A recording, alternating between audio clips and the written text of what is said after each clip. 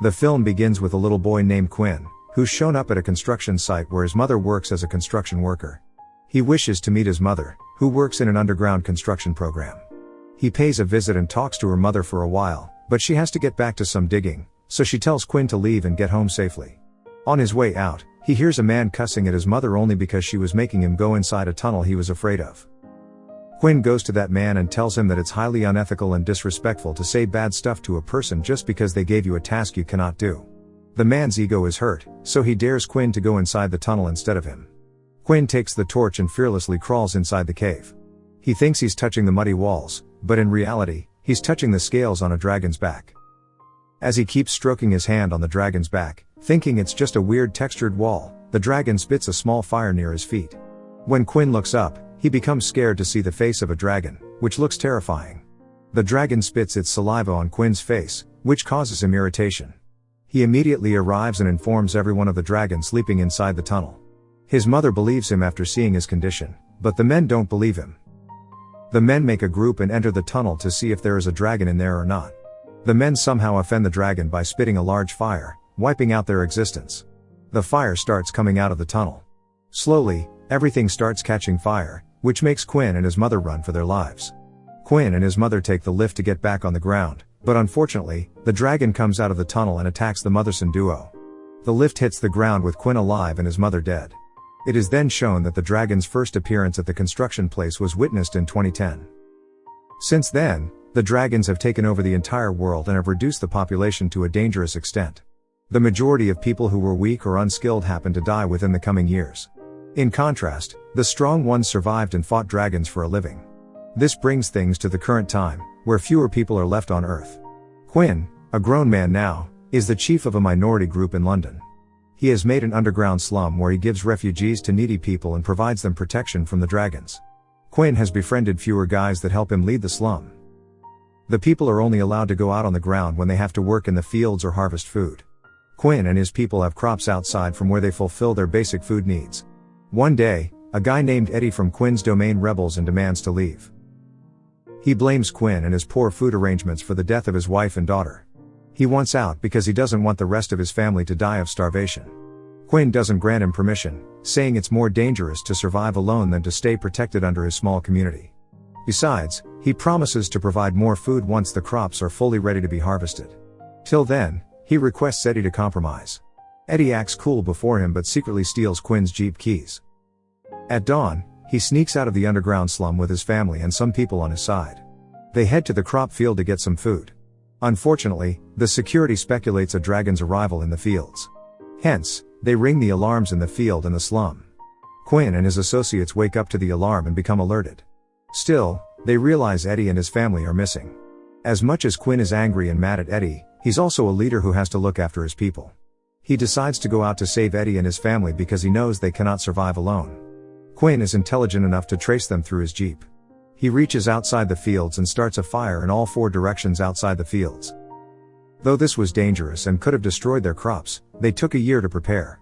Quinn still takes the risk and successfully deceives the dragon because the fire creates thick smoke, which makes the dragon unable to see anyone. Meanwhile, Eddie and his people think the dragons have started the fire and become fearful. They pray to the Lord, knowing they cannot be saved. Thankfully, Quinn shows up in his heat-resistant suit. He assists them back to his Jeep, where he can return them to the slum. Everything goes according to the plan, and he successfully gets everyone inside the Jeep. The dragon shows up at the last minute and throws fire, due to which Eddie's youngest son, who was about to hop inside the Jeep, gets killed. Everyone gets back and mourns the lost soul, but Quinn is mad at Eddie for making such a poor decision that his son was killed in the fields. The scene then shifts to the next day, where a few people appear in army tanks outside Quinn's domain. Quinn's security goes to talk to them. The group leader, Wan Zan, comes out of his panzer and asks the security to see their chief instead. Quinn and his associates come out to pay a visit. Wan Zan states that he and his group are warriors who fight dragons for a living. They want to make the world dragon free like it once was. Unfortunately, in all this time, they've lost a lot of food and weapons. He proposes to Quinn that he takes him and his group as his refugees and provides them shelter for some time. He further shows a dragon's teeth that he's wearing as a necklace. To solidify his image of a warrior, he says he defeated a dragon and pulled out one of his teeth. Quinn takes the tooth in his hand and believes the guy isn't lying about his work, so he joins hands with him and takes him in. Quinn gets slightly attracted to a girl named Alex from the new group. She's a pilot who flies helicopters and helps in the dragon slaying operations. Quinn curiously asks how they kill such giant and vicious dragons. Wan Zan and Alex say that they fly the helicopters close enough to the dragon's head so that the warriors can jump on the dragon's heads and slay them. In the next scene, the security guards suspect another dragon's attack by using their telescopes. They immediately ring the alarms in the underground slum, now alerting Wan Zan and his fugitives.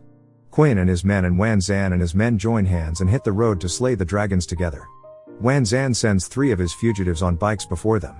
They are sent to plant a radar-like machine in the fields where the dragons are about to appear. The machine is divided into 3 poles and requires its placement in the ground in the shape of a triangle, or else it won't work. The first 2 bikers successfully plant their poles on the right spots, but the third rider tips over his bike and dies. Wan Zan tries to communicate with the third rider to ask for his status through the walkie-talkie, but he doesn't get a response. Luckily, Quinn arrives there and talks to Wan Zan, who instructs Quinn about the right placement of the third radar pole. Soon, Wan Zan suspects the main dragon heading toward the mountain behind which Quinn was working on the radar. It is then shown that Alex is flying the chopper, where she yells at a guy to become the bait for the dragon. She makes the guy jump before the dragon and gives him the bait. The man does as he's told and diverts the dragon's attention. Soon, he opens his parachute and flies out of the dragon's sight. Now, 2 other men of Wan Zan jump out of the chopper and trap the dragon in their net. The dragon appears to be stronger and breaks their nets easily. This was something Wan Zan's people had never faced before. They try to tackle the situation, but the dragon eats one of the 2 men, and the second one doesn't get the chance to open his parachute, so he dies. Subsequently, Wan Zan informs Quinn of the situation and tells him to leave the place since the dragon is headed in his direction. Quinn gets back on his horse, but the dragon chases after him. Wan Zan takes over the situation and fires a bazooka toward the dragon. The dragon gets severely injured and slowly dies. Whereas Quinn and his people are happy, Wan is upset because he lost 3 warriors to this dragon. There, he tells his real plan, to slay the only male dominant dragon to stop the dragon's population from growing further and start slaying the female dragon so they can permanently get rid of the dragons. He asks Quinn to join hands and give him his people, too. Quinn bluntly denies it and says he cannot endanger the lives of his people. Since Wan is desperate and truly wants to free the people from the ruthless dragons, he goes to Quinn's people himself and gives an emotional speech to get them on his team. During the speech, his eyes become teary, indicating he is righteous. However, when Quinn learns about Wan's direct encounter with his people, he takes it wrong. He assumes Wan is trying to brainwash his people. He picks up a physical fight with Wan's aggression. Still, since Wan is super jacked up, he overpowers Quinn and gives him some solid fists that he had never tasted in his life before. Alex, despite being Wan's associate, feels bad for Quinn and provides him with medical aid. During their opposing time, the male dominant dragon arrives, setting fire to Quinn's entire domain. The dragon doesn't stop spitting fire until everything turns into ashes. Quinn is helpless, but Wan and his people help him save the woman and children. They take everyone to a safe place. This horrific incident changes Wan and Quinn's opinions about one another. Wan apologizes for putting his people in danger because of his arrival. Quinn is thankful to him for saving his people. Quinn vouches for Wan's plan and decides to team up with him. However, he hands fewer people left to his domain's most trustable and responsible young man, Jard. He advises Jard to look after the people and always protect them no matter what happens. Now, Quinn leaves with Wan and Alex in their helicopter. They reach the central point of London, where hundreds of small dragons are circling over the historical buildings.